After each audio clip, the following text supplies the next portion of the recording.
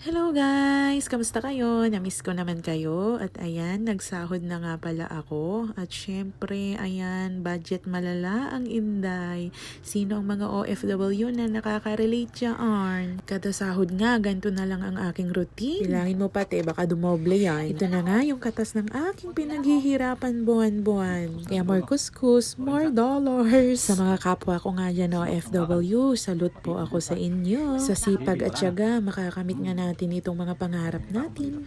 Marami pang ang kuskus bago matapos itong bahay ko. Tiyaga-tiyaga lang, matatapos din yan. Thank you for watching!